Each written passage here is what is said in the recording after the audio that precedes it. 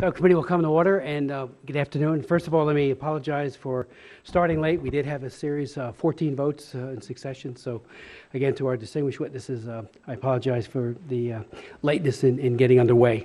I want to especially thank all of you for being here today, especially all of our left behind parents that I see in the audience, and the thousands more who are here in spirit, deeply concerned about their abducted child. And I thank you for joining us this afternoon to review the U.S. Department of State's first annual report under the Sean and David Goldman International Child Abduction Prevention and Return Act. International parental child abduction rips children from their homes and families and whisks them away to a foreign land, alienating them from the love and the care of the parent and family left behind. Child abduction is child abuse, and it continues to plague families across the United States. Every year, an estimated 1,000 American children are unlawfully removed from their homes by one of their parents and taken across international borders. Less than half of these children ever come home. The problem is so consequential, and the State Department's previous approach of quiet diplomacy so inadequate, that Congress unanimously passed the Goldman Act last year to give teeth to requests for return and for access. These actions increase in severity and range from official protest through diplomatic channels to extradition to the suspension of development, security, or other foreign assistance. The Goldman Act is a law calculated to get results, as we did in the return of Sean Goldman from Brazil in 2008. But a law is only as good as its implementation. Broken-hearted parents across America waited 4 years for the Goldman Act to become law and still await full U.S. government implementation of that law.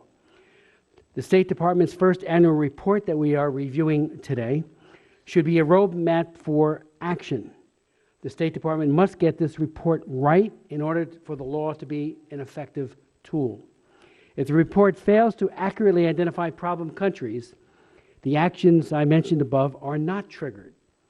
Countries should be listed as if they have high numbers of cases, 30% or more, that have been pending over a year, or if they regularly fail to enforce return orders, or if they have failed to take appropriate steps in even one single abduction case pending for more than a year.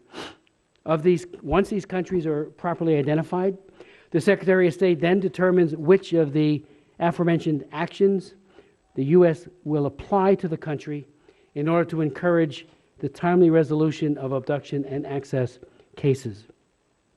While the State Department has choice of which actions to apply and can waive actions for up to 180 days, the State Department does not have discretion over whether to report accurately to Congress on the country's record or whether the country is objectively a non-compliant nation.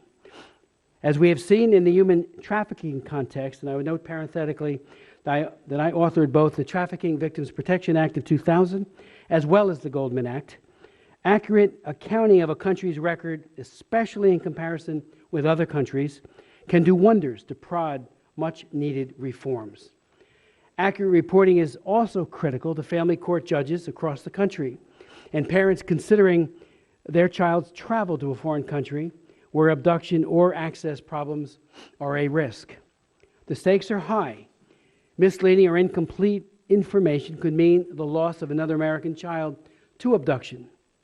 For example, a judge might look at the report filled with zeros in the unresolved cases category, erroneously conclude that a particular country is not of concern, and give permission to an estranged spouse to return to their country with the child for a vacation. The taking parent then abducts the child, and the left-behind parent then spends her life, or his life, savings, and many years trying to get their child returned to the United States. All of which could have been avoided with accurate reporting on the danger.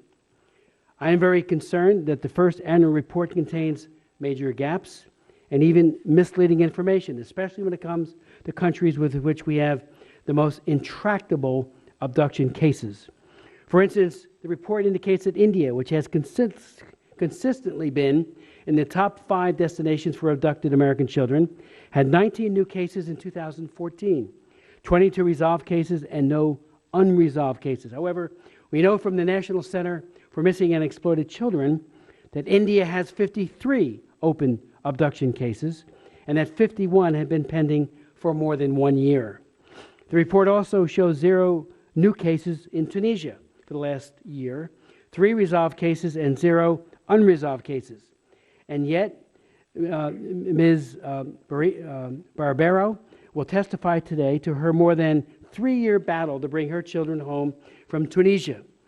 Again, the National Center for Missing and Exploited Children's numbers show 6 ongoing abductions in Tunisia, all of which have been pending for more than a year. Nowhere is the report's disconnect with reality more clear than in its handling of Japan, a country that has never issued and enforced a return order for a single one of the hundreds of American children abducted there, and was not listed as a country showing failings to cooperate in returns. In March, nearly 2 months before the annual report was released, you recall, I chaired a hearing of this subcommittee featuring Ambassador Susan Jacobs, in which it was made perfectly clear that Congress expects that Japan will be evaluated not just on its handling of new abduction cases after it joined the Hague Convention last year, but on its work to resolve all open abduction cases, including the more than 50 cases I and others have been raising with state for at least the last 5 years. Among those cases is that of Sergeant Michael Elias, who has not seen his children Jade and Michael Jr. since 2008. Michael served as a Marine who saw combat in Iraq. His wife, who worked in the Japanese consulate, used documents fraudulently obtained with the apparent complicity of Japanese consulate personnel to kidnap their children, then aged 4 and 2, in defiance of a court order, telling Michael on the phone that there was nothing that he could do because, as she said, and I quote, "My country," that is Japan, "will protect me." Her country, very worried about its designation in the new report, sent a high-level delegation in March to meet with Ambassador Jacobs and explain why Japan should be excused from being listed as non-compliant, despite the fact that more than 1 year after signing the Hague Convention on the civil aspects of international child abduction, Japan has a zero returns to the United States.